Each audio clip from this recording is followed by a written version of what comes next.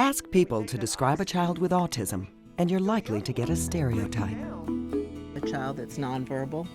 Inside themselves, cut off from the world. Who doesn't understand language. They don't think the way they should think. Rain Man. Everybody says Rain Man. Has difficulty communicating. Someone who's severely intellectually disabled. While these descriptions apply to some children with autism, it's not the full picture. Once you understand what autism is and how it affects individuals, you'll be better prepared to teach students with the disorder and successfully integrate them into your classroom.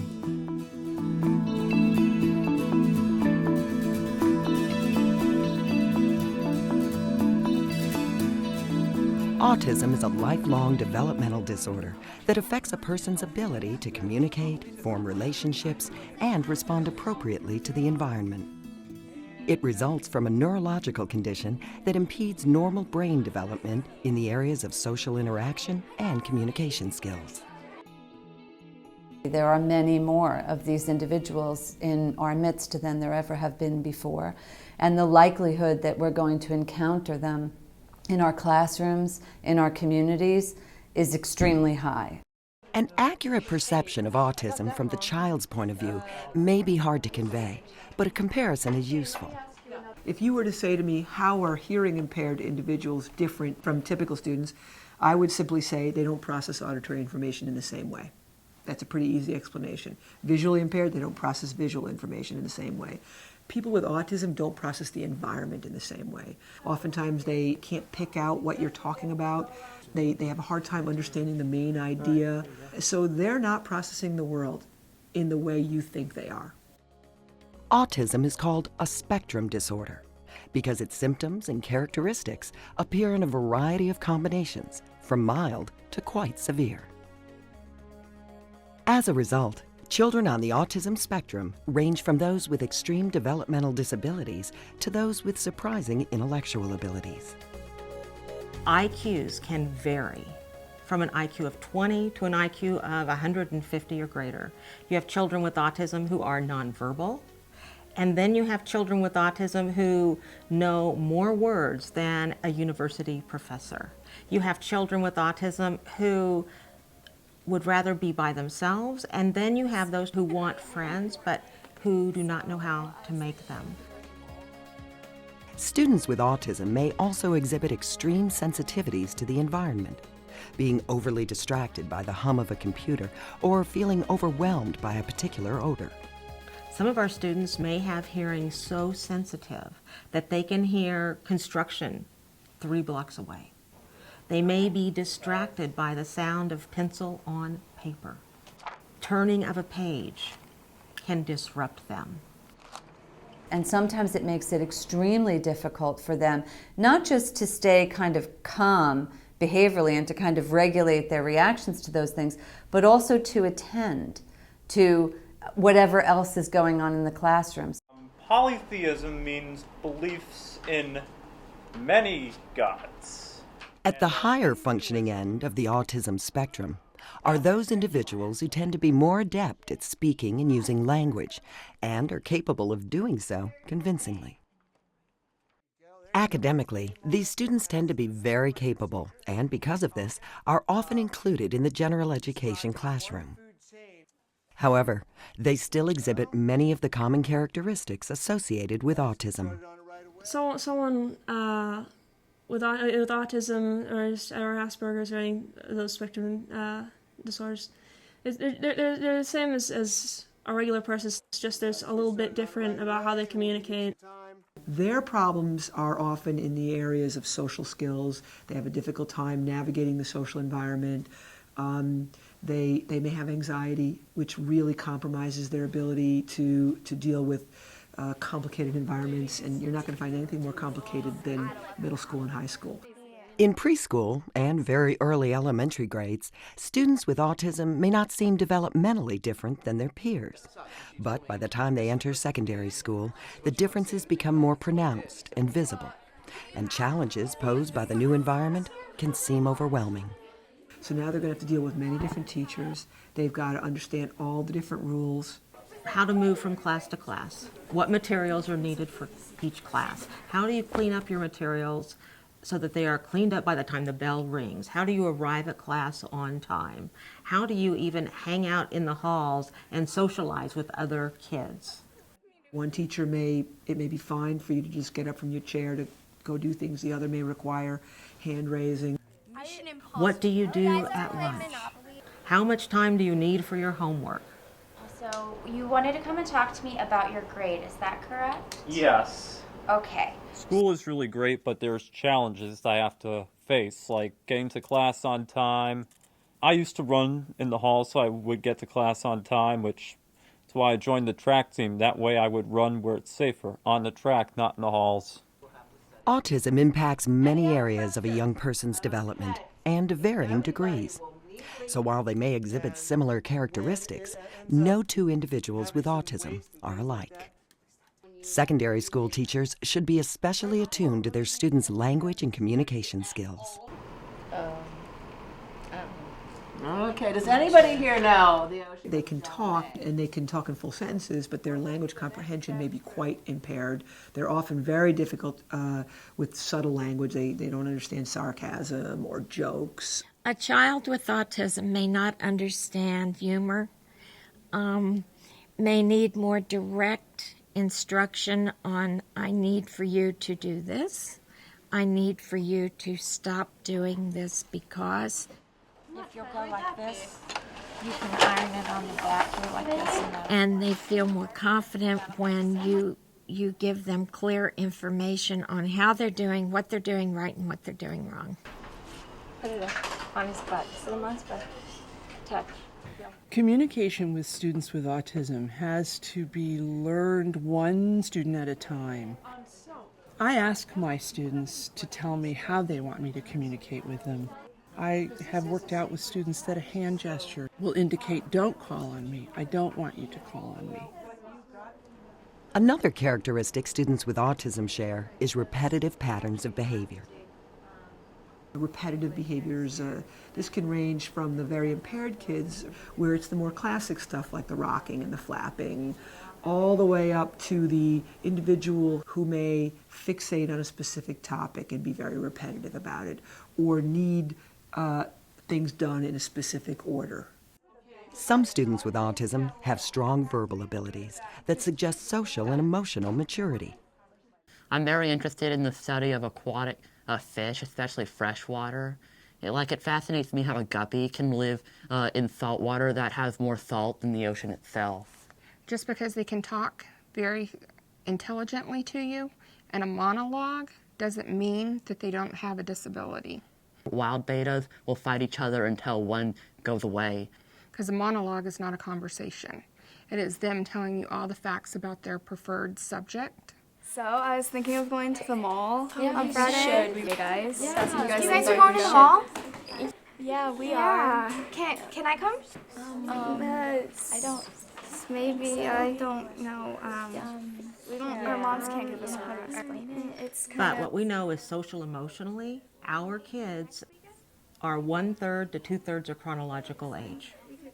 And so a child who is 12, who has high functioning autism, has the social skills of someone who is between 4 and maybe 8 years old. Many of these students also lack basic social skills. What do you guys want to play? Did you guys see the full moon last night? What song are you singing to get in? I don't know. I can't decide on a song because there's so many songs. One time I won a softball tournament and we were crowned the champions. The rules and interactions of casual conversation, which most typically developing children understand, are often lost on them. To interact with someone, you have to know how to take turns in conversation. You have to know how to interpret their facial expressions and their gestures. You need to be able to ask questions. Now, those are all challenges that are seen within individuals with autism. It's a lot harder for, I think, people with autism sometimes to watch what we say, because sometimes we don't really understand what the right thing to say is. Yeah. The unwritten rules and codes of social interactions, which students with autism often find elusive, are called the hidden curriculum. It's everything about the environment and the world that somehow we just know. You know, for example, you just know that when you get on a public bus and there's only one person on the bus, that you just know that you don't sit next to him. But how do we know that? No one never said, please never get on a bus and sit next to him if there's only one person on the bus. And yet, interestingly enough, right, the kids with autism, they're inclined to sit next to the person because they've been drilled for years that you should be social, that you shouldn't ignore people.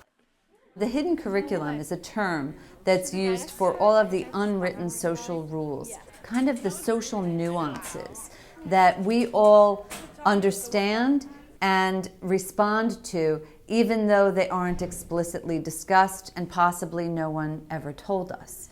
Because those things are so subtle, many individuals on the autism spectrum miss them completely. So they don't understand, how do I modify how I behave with somebody who I'm very close to versus someone I barely know? How should I behave when I'm in the classroom versus when I'm on the bus versus on the playground? Lots of different reasons why you might not be invited to do something. So you should never assume that it's because someone dislikes you. Many schools offer interpersonal skills development courses for students with autism, in effect teaching directly what most children learn intuitively from daily experience. It's based around working on social skills and interacting with other people and things that they'll need in life forever, not just in middle school and high school. All right, so what we're going to do is we're going to work on appropriate facial expressions. Okay, They so we talked learn about what's an appropriate distance when you're talking to someone, tone of voice, things like that. They tell me making eye contact. I still have some trouble with making eye contact, but I try to at least part of the time be making eye contact. We tend to pull in a lot of general education students and have socials and times to interact with people. We'll work on certain skills beforehand, and then we'll try them out in a situational experience for them. So that's the girl that you like? The one over there? Oh, nice. Go tell her she's fat. She'll love it. Are you sure? Yeah. Girls love hearing. While the personal development classes help prepare students with autism for everyday situations, they can't prepare them for everything. You look fat. Why would you say that to me? They don't recognize often that they're being bullied. So they're bullied a lot longer. I think that the fact that their language is compromised, the fact that they don't know they're being bullied, the fact that they do these kind of odd things that make them prime targets. I can't believe you did that. No way. In the secondary classroom, teachers will likely see students with autism struggle with basic skills. For the most part, organizing their materials, organizing the sequence of tasks that they should do are often formidable challenges for individuals with autism. From a teaching perspective, it's probably the way in which students with autism in your classroom are most high maintenance. So kind of getting them on track, reminding them of what they ought to be doing, noticing that they're not doing steps 2, 3, and 4 that they're supposed to be doing. Their anxiety levels can be very high when they feel like they're confronted with a whole lot of information at once, a whole lot of steps at one time. And the more they fall behind and the more disorganized they get, the more anxious they get, which then leads to the potential for behavior problems. Even if no two students with autism are exactly alike, they can learn in common ways. They couldn't go this way. They couldn't go through the Mediterranean. Our students are visual learners and require the ability to see something and to interpret it. Anything that is not literal, that is expected or assumed, must be spelled out, and it's most beneficial if it's written out also. Students with autism are far more likely to thrive when there's consistency and predictability in the classroom. They come to class, they're expected to be in their seat on time with their materials. Bell rings, they better be ready to go. But also on the board, I consistently put down what the schedule is going to be, so they already know what's going to happen that day. And also the homework assignments. So it doesn't change. And I'm the same day one and the last day. When that last bell rings and the last student walks out, I haven't changed at all. So it's that structure and that consistency that I think is really important for them. Routine leads to comfort in the classroom and may enable many of these students to flourish. I know a young man who has a special interest in carnivorous houseplants. And because he cannot read nonverbal, he can't tell if someone is bored or disinterested, he will continue to talk about carnivorous houseplants for as long as he is able to. Now, you may look at that as a challenge. However, this young man will probably grow up to be a botanist. The specialized knowledge and unique abilities of students with autism can expand the learning experience for both students and teachers beyond the academic realm. Having a student with autism in the class can teach typically developing students that there are differences and embrace the differences. Nobody's normal. There's no one normal person. Everybody's got their own quirks, and that's what makes everybody interesting. And so this is just another dynamic of interesting. And so I think that kind of helps them embrace differences.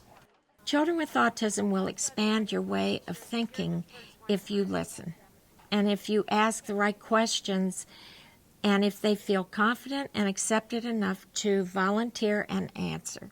You will find that the quality and richness of what you teach is increased by answers and ideas they can bring to the table.